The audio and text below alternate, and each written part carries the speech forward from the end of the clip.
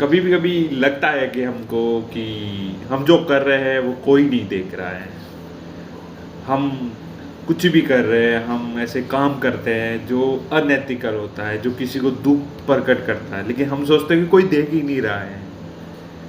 आखिर कोई देख नहीं रहा है, इसलिए हम कुछ भी करते हैं। हम झूठ भी बोलते हैं, हम कपट भी करते हैं, हम करप्शन भी करते हैं, हम पक्षियों की हत्या भी करते हैं, हम आम इंसान को समस्या में भी खड़ा करते हैं, तकलीफ भी देते हैं, हम भ्रष्टाचार, करप्शन, हम यहाँ तक कि प्रकृति को तो नहीं छोड़ते।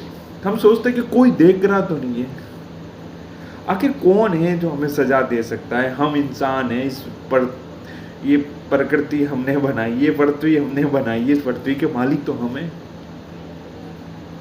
हम झूठ बोल सकते हैं, डकैती कर सकते हैं, किसी के बारे में बुरा भला भी कर सकते हैं, हम किसी को धोखा भी दे सकते हैं, हम किसी के साथ बलात्कार भी कर सकते हैं, किसी का रेप भी कर सकते हैं, किसी का छेड़छाड़ी भी कर सकते हैं, किसी को धोखे में रख के भी उसके साथ धोखा कर सकते हैं।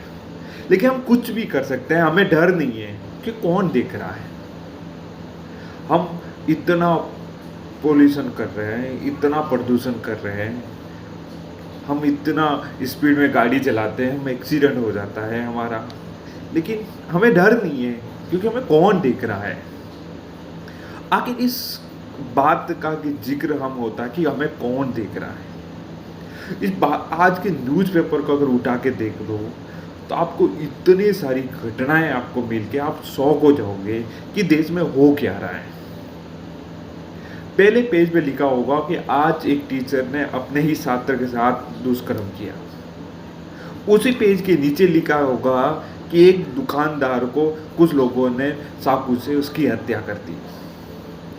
ऐसे ही लिखा होगा कि लोगों ने बहुत सारे घर बनाने के लिए, बिल्डिंग्स बनाने के लिए पेड़ पौधों को काट दिया। लोगों ने अपने रहन सहन को बनाने के लिए, अपने शौक को पूरा करने के लिए कितने लोगों को धोखा दे दिया। कुछ फ्रेंड्स के सर्कल ने, एक लड़का लड़की ने प्रेम ने एक दूसरे के शरीर के शारीरिक के संबंध को गलत तरीके से बना दिया। कोई किसी को धोखे में रख के उसका दुष्कर्म कर रहा है, कोई झूठ बोल के करोड़ों रुपए कमा रहा है, करोड़ों लोगों को दुख दे रहा है। आखिर ये न्यूज़ अखबारों में चारों तरफ हमें दिख रही है, हमें कभी लगा कि हमें इसकी सजा कौन देगा? और इसी को देख के लोग बड़े बड़े कांड करते हैं। लेकिन कभी सोचा है कि इस दुनिया को, इस धरती को, इस इंसान को कोई एक ताकत तो है जिसे उसको डरना पड़ेगा, वो तो उसको सजा देगा ही देगा। क्या हो सकती है वो ताकत? 2 मिनट सोच के बता दीजिए। हर बार वो ताकत आती है, हर बार छोटी छोटी चीजें जगाने के लिए वो जगाती है कि अब तो सुधर जाओ। लेकिन इंसान है कि मान ही नहीं रहा है। लेकिन इंसान तब भी सुधरेगा, होता है ना, जब पीठ पे नहीं पड़ती तब तक अकल नहीं आती, वो वाली बात यहाँ आ जाती है। तो फिर प्रकृति को तो अपना खेल दिखाना ही है। आज पहले उत्तराखंड में हुआ, हिमाचल प्रदेश में हुआ, हजारों करोड़ों लोग पानी में बह जा रहे हैं। यमुना नदी का पानी पूरे दिल्ली में भर चुका है। ये तबाही मचा रहा है। जहाँ जहाँ बादल फट रहे हैं, जहाँ जहाँ तूफाने आ रहे हैं, जहाँ जहाँ पानी की बरसातें अपने सीमा के पार हो रही है, वहाँ जनहानि को कितना नुकसान हो रहा है।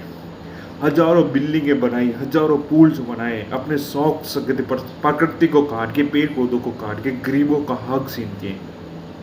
लेकिन वो प्रकृति सूझ समझ हमसे ले रही है और आगे भी लेगी अगर हम नहीं सुधरे तो।